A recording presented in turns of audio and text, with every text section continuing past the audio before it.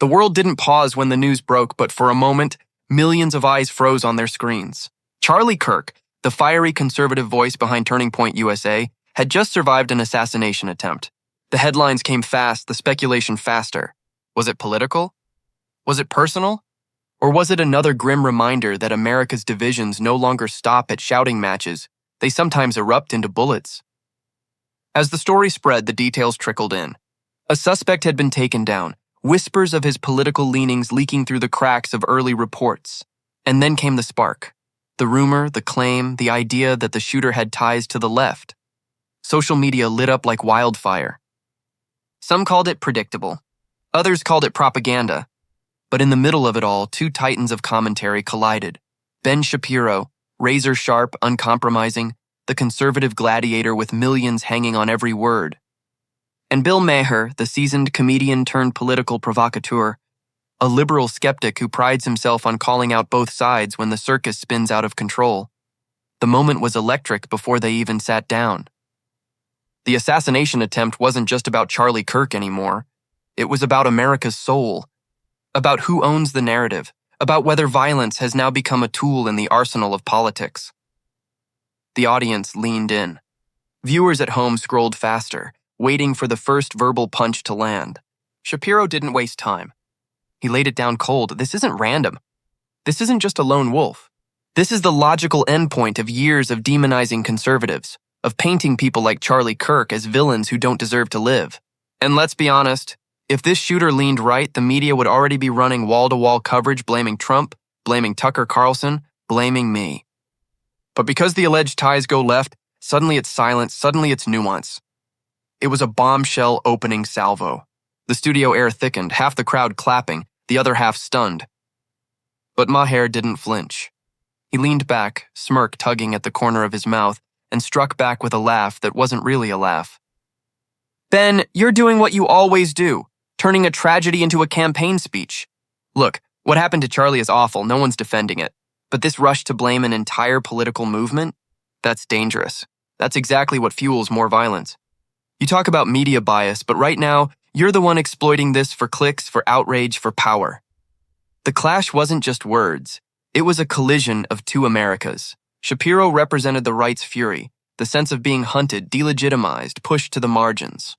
Maher embodied the left's exhaustion, the pushback against what they see as conservative victimhood theater. And in between, millions of ordinary people, fearful, confused, glued to every syllable. Social media was already exploding. Clips of the first exchange were trending before the second round began. Comment sections filled with digital fire. Shapiro's right. They'd crucify us if this was reversed. Maher's the only sane one. Stop making everything political. Hashtags warred like digital battalions. Work Charlie Kirk. Work political violence. Maher vs. Shapiro. But what made this showdown different wasn't just the stakes. It was the rawness. Shapiro's tone carried the sharp edge of a community that felt like targets. Maher's voice carried the weary sarcasm of someone who thought the whole country was losing its grip. Both men weren't just arguing about Kirk. They were fighting for control of the narrative, the story America would tell itself about what happened. Every sentence cut deeper. Shapiro's cadence, fast and surgical, laid out statistics about political violence, pointing to rising incidents against conservatives. He painted a picture of a cultural machine primed to dehumanize anyone who wore the MAGA hat, anyone who dared defend traditional values. The left spends years telling us we're fascists, we're Nazis, we're threats to democracy. And then, surprise, surprise, someone takes a shot at one of us. What did you think was going to happen? Maher countered with the force of dismissal, shaking his head, leaning in with the posture of a man sick of being lectured. That's nonsense. Yes, the rhetoric is ugly. Yes, both sides throw around labels. But this is America. We don't get to pretend it's just one side driving people crazy. Then you forget January 6th? You forget the pipe bombs? You forget the guy who wanted to kill Pelosi? Or does all that disappear because it doesn't fit your "we're the only victims here" narrative? The studio erupted in divided applause, one half cheering, the other booing. It wasn't just a debate. It was a proxy war for the entire nation, fought in sound bites, each man standing as a symbol of something bigger. The camera cut to audience reactions, people shaking their heads, people nodding fiercely, people whispering to each other like they couldn't believe what they were hearing. The tension wasn't manufactured. It was real. heavy, impossible to ignore. And through it all, the shadow of Charlie Kirk loomed large. His name wasn't just a headline anymore, it was a trigger for a culture war explosion that had been simmering for years. His near death had become the catalyst for one of the fiercest clashes of the era. The crowd could feel it. Viewers at home could feel it. This wasn't just commentary, it was battle. Words as weapons, arguments as artillery, truth itself under siege. And if part one was this explosive, nobody knew how the night would end. The tension was no longer just palpable, it was suffocating. The cameras caught beads of sweat forming under the studio lights, though it wasn't the heat that caused it. It was the combat. Verbal fists flying, ideological punches landing, each man refusing to yield. The audience sat in that electric middle ground where they didn't know whether to clap, shout, or hold their breath. Shapiro leaned in, his voice tightening into precision strikes. Here's the reality, Bill. People on your side spend years calling us fascists. You know what fascists deserve? In their narrative, death. When you dehumanize an entire movement, violence is inevitable. You laugh it off, but Charlie Kirk nearly died because someone believed the narrative your side feeds them every day. Maher slammed back, his smirk replaced by visible irritation. Ben, I don't laugh off violence. I've condemned it my whole career. But I'm not going to sit here and let you pin one lunatic's act on millions of liberals. You think people on my side are walking around saying, "Kill Charlie Kirk"? That's absurd. You're twisting tragedy into propaganda, and the scariest part? You know exactly what you're doing. The audience gasped, half clapped, half booed, the clash of sound almost drowning out the words. But Shapiro's speed only increased.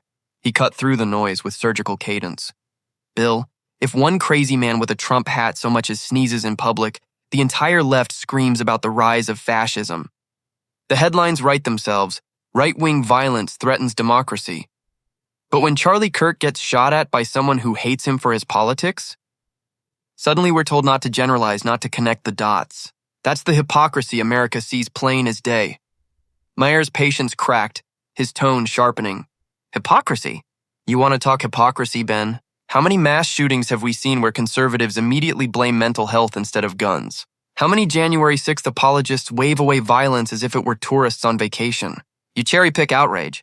That's what you're good at. It sells books, it gets clicks, but it doesn't solve a damn thing. The crowd was split again, one side exploding in applause, the other side shouting, "Shame!" The moderator tried to regain control, but it was useless. The debate had become a storm, raging, uncontrollable. Shapiro fired back, words like rapid gunfire. It's not cherry-picking, Bill, it's reality. A man tried to kill a conservative leader, and instead of focusing on what inspired him, you're already deflecting. The truth is simple. The media and cultural elite have normalized hatred for conservatives. Charlie Kirk is just the latest victim. Tomorrow it could be me, or anyone who dares disagree with you. Maher leaned forward now, no longer laid back, no longer smirking. His eyes narrowed, his tone sharpened into something deadly serious. Don't you dare paint yourself as the only target, Ben. Violence is everywhere. I've gotten death threats. Liberals get attacked. The problem isn't left or right. It's the environment of rage that you and people like you profit from. You feed it, you monetize it, and then you act shocked when the monster bites. The words hit the air like a punch to the gut. Even some Shapiro supporters in the crowd went quiet, the accusation too sharp to brush aside. Shapiro, unflinching, jabbed back harder. I profit from telling the truth. I profit from giving a voice to millions of Americans silenced by elites like you. If I'm guilty of that, fine.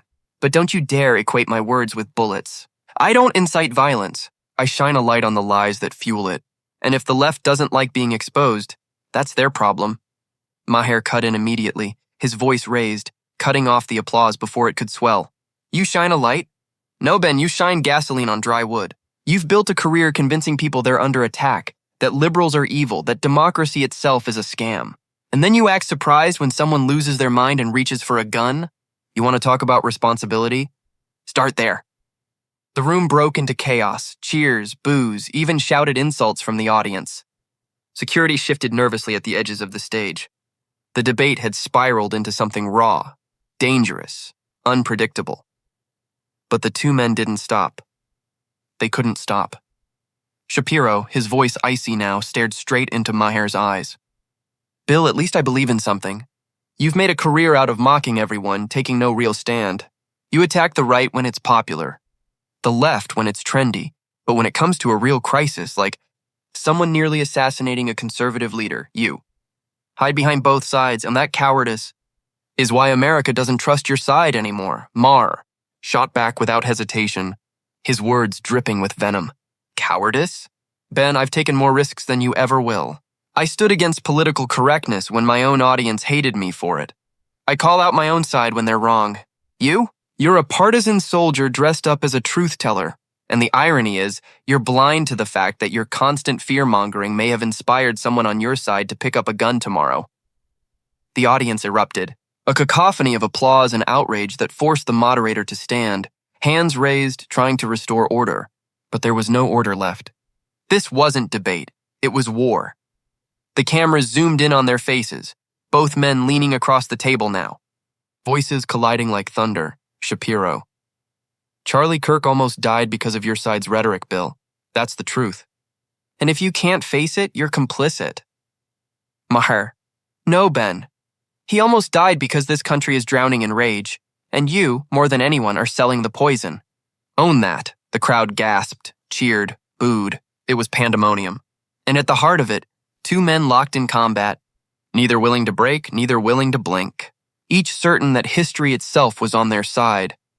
And yet, beneath the fury, beneath the shouting, there was something darker, a recognition that maybe, just maybe, both were right. The stage lights burned hot, but the heat wasn't just physical, it radiated from the sheer clash of egos.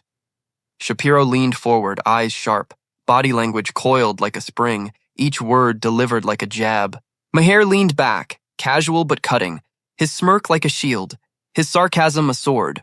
This wasn't two men talking. This was ideological combat, broadcast to millions. The assassination attempt on Charlie Kirk had opened a wound in America, and now these two voices were stitching and tearing it at the same time. For Shapiro, it was proof of the left's reckless demonization. For Maher, it was proof of the right's relentless victim narrative. And for the audience, it was the closest thing to a heavyweight fight politics could provide. Bill, Shapiro snapped, his voice rising over the murmur of the crowd. You keep saying both sides. But let's not pretend the shooter targeted Bernie Sanders or Elizabeth Warren. He went after Charlie Kirk. Why? Because Kirk represents conservatism unapologetically. Because he's been painted as evil incarnate by your side of the aisle. This wasn't random, it was motivated. Maher rolled his eyes, drawing out the pause, letting silence build anticipation. Oh, please, Ben, you act like conservatives live in a war zone. Most of the country doesn't even know who Charlie Kirk is. You think some unhinged guy pulling a trigger means there's a liberal conspiracy? That's ridiculous. Crazy people exist. Not every lunatic with a gun is carrying out an agenda written by MSNBC. That line drew laughter from half the room. But Shapiro wasn't laughing. He hit back fast. Bill, let's stop pretending context doesn't matter. The shooter wasn't operating in a vacuum. He didn't wake up one day and flip a coin. He's been swimming in rhetoric where Charlie Kirk, Ben Shapiro, Donald Trump are portrayed as existential threats. And when you frame people as monsters, don't act shocked when someone tries to put them down. Maher shot forward, his hands slicing the air. And what about your side, Ben? What about the endless paranoia about immigrants, about Muslims, about the so-called deep state? You don't think those words light fires under unstable people? You don't think the guy with zip ties in the Capitol thought he was acting on a narrative too? You can't have it both ways. Cry foul when it's your tribe, shrug it off when it's the other. The crowd roared, torn between cheers and jeers, the split visible on their faces. It wasn't just a studio audience, it was America in miniature. Red against blue, outrage against outrage. And beneath it all, Charlie Kirk's name became a symbol, a stand-in for the violence simmering under the surface of politics.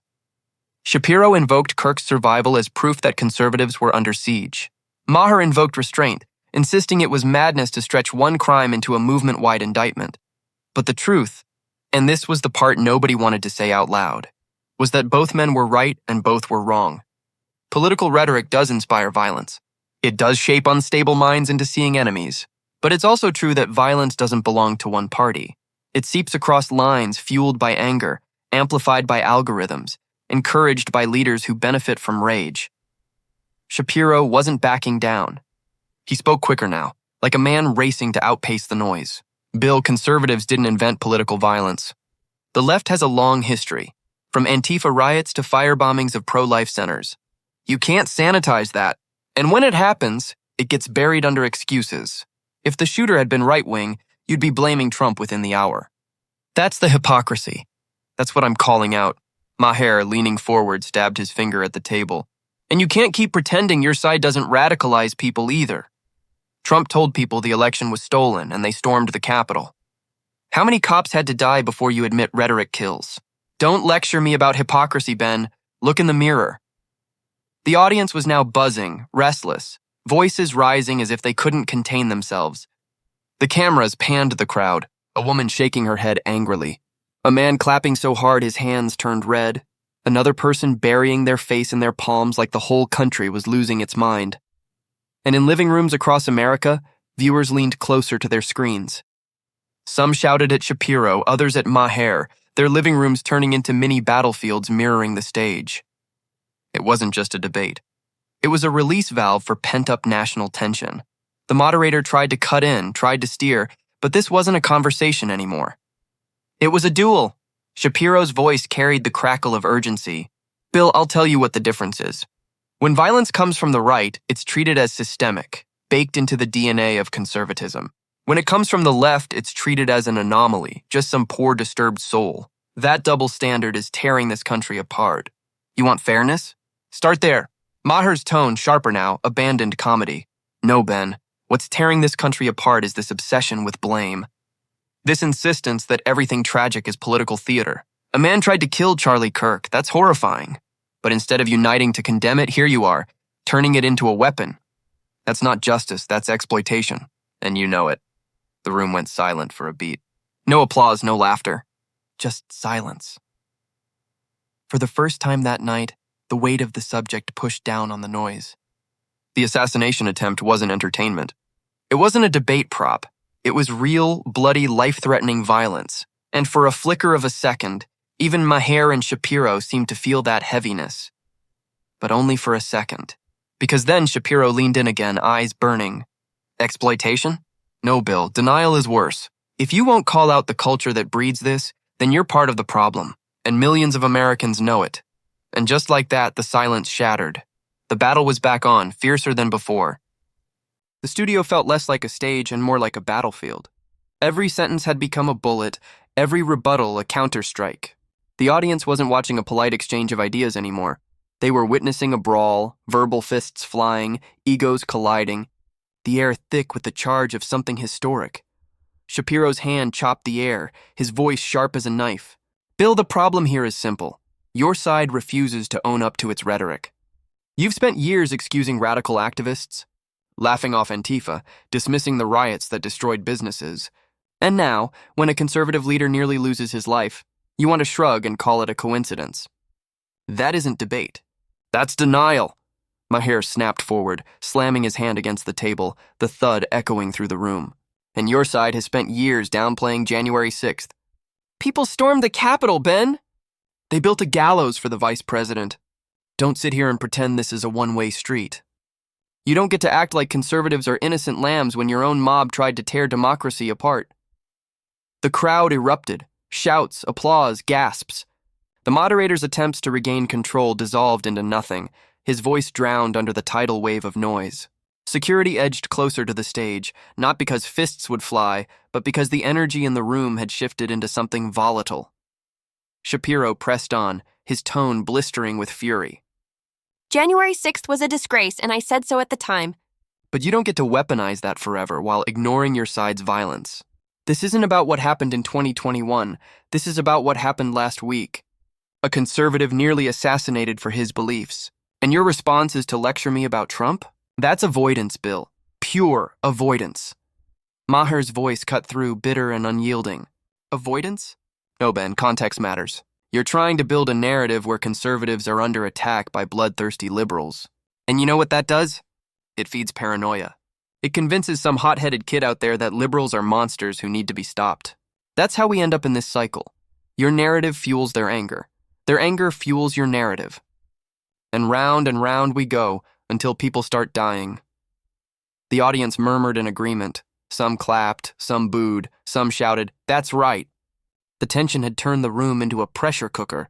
Shapiro wasn't backing off. His words hit with rapid precision, each one a blow. "No, Bill, you're wrong. What fuels this cycle is the refusal to admit the obvious, that demonizing people has consequences. When you call Charlie Kirk a threat to democracy, when you paint conservatives as Nazis, you give unstable people permission to take matters into their own hands. That's not paranoia, that's reality. And the sooner you face it, the sooner we can stop the violence." Maher shook his head furiously, his voice rising, now almost shouting.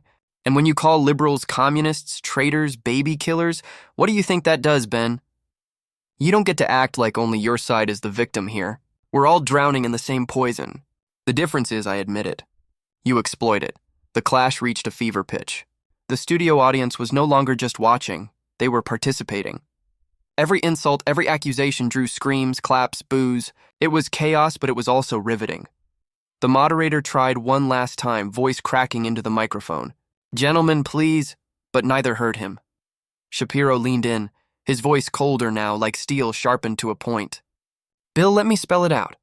If you keep pretending that this attempt on Charlie Kirk's life has nothing to do with left-wing rhetoric, you're complicit. Because silence in the face of violence is consent, and millions of Americans see that." Maher's face hardened, his words striking back with raw intensity. "And if you keep telling your audience that liberals are out to kill them, you're complicit when the next man with a gun walks into a school board meeting, or a synagogue, or a state capitol. Don't lecture me about complicity, Ben. You carry your own share of blood." The crowd gasped, loud, sharp, stunned. Some applauded, others booed, but everyone felt the weight of the accusation. For a heartbeat, the noise stalled, as if the air itself had been punched out of the room, then it exploded again. Viewers at home gripped their remotes tighter, unable to look away. Social media feeds lit up in real time. Shapiro destroys Maher. Maher schools Shapiro. Explosive showdown on live TV. Hashtag skyrocketed. Shapiro vs. Maher. Charlie Kirk, political violence. The digital world mirrored the studio, divided, furious, alive with fire. And yet, in the eye of the storm, both men seemed almost eerily calm in their conviction. They weren't rattled. They weren't second-guessing. They were locked in, fully aware that they weren't just debating each other. They were carrying the weight of entire tribes, entire ideologies, entire Americas on their shoulders. The moderator's voice finally pierced through, trembling but firm. "Gentlemen, this is not sustainable. We have to—" Shapiro cut him off. "Bill, answer me this. Do you condemn the rhetoric on your side that paints conservatives as existential threats to America?" Maher shot back instantly. "Only if you condemn the rhetoric on your side that paints liberals as enemies of the people." The audience leaned forward, holding their breath, waiting. Shapiro, "I'll condemn mine when you condemn yours." Maher, "And I'll condemn mine when you stop hiding behind yours." The deadlock was absolute, the stalemate electrifying.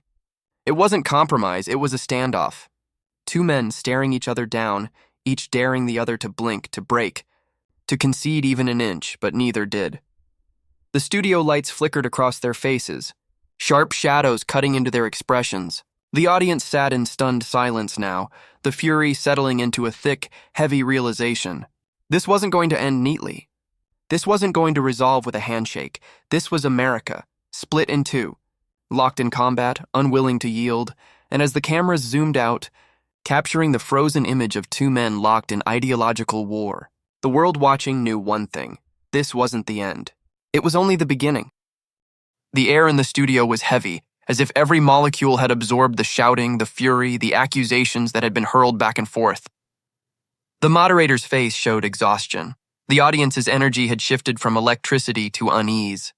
And yet Ben Shapiro and Bill Maher sat firm, shoulders squared, eyes sharp, both knowing they had just fought a battle that would echo far beyond those studio walls. When the cameras cut to commercial, the crowd buzzed like a shaken beehive. Some shouted Maher's name like a rallying cry. Others chanted Shapiro's with defiance. It wasn't just applause anymore, it was tribal warfare. And in the middle of it all, one truth was undeniable.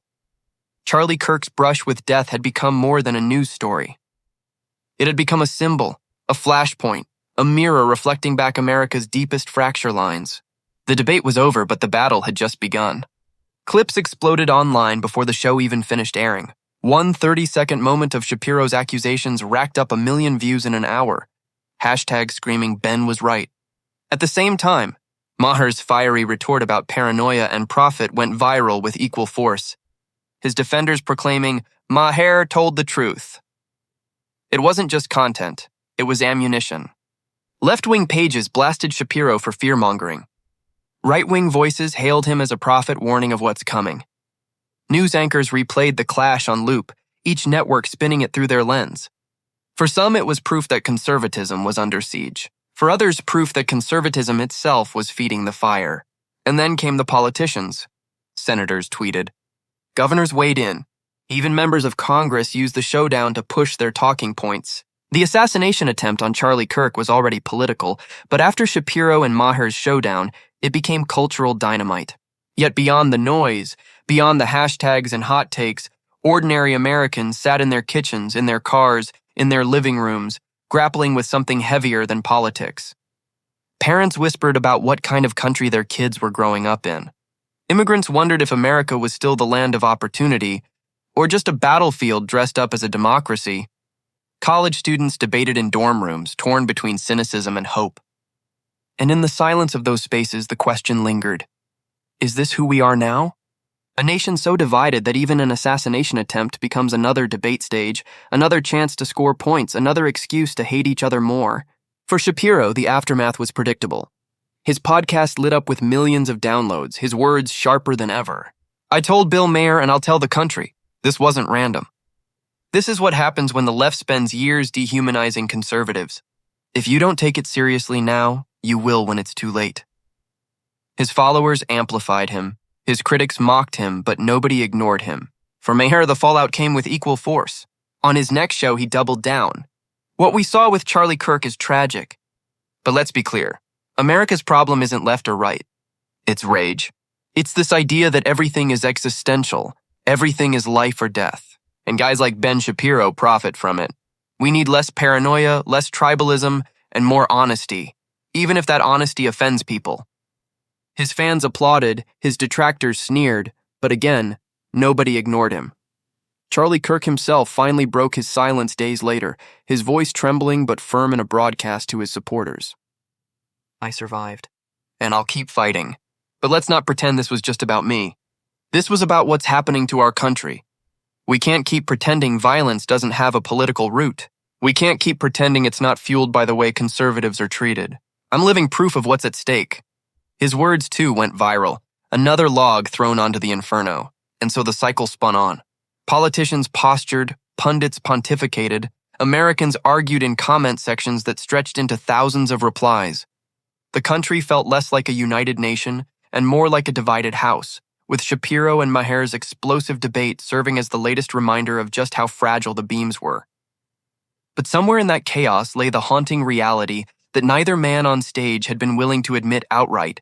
Both were right, and both were wrong. Political rhetoric does have consequences. It shapes minds, fuels passions, and sometimes drives unstable individuals to unspeakable acts. But it is also true that rage has no single party, no monopoly on madness. The poison runs deep and it flows in every direction. The audience that night had left shaken, divided, buzzing with adrenaline. But as the lights dimmed, as the cameras powered down, as the studio emptied, what lingered wasn't the applause or the jeers. It was the sense that something fundamental had cracked in America, that the line between politics and violence was no longer a line at all, but a blurred smudge on a nation's conscience. Because if Charlie Kirk could nearly be assassinated, if that moment could then transform into a televised duel between two of the loudest voices in the country, if millions could turn a man's brush with death into hashtags and memes and sound bites, then what was left that was sacred? What was left that couldn't be consumed, spun, weaponized? The final shot of the broadcast replayed on countless screens. Shapiro and Maher locked in silence, eyes locked, neither conceding, neither yielding. It was more than a debate. It was a snapshot of America itself. Two sides staring across a widening canyon, convinced the other side was not just wrong, but dangerous. And as viewers turned off their TVs, shut their laptops, and scrolled past the last tweet of the night, one thought clung stubbornly in the air. This wasn't about Charlie Kirk anymore.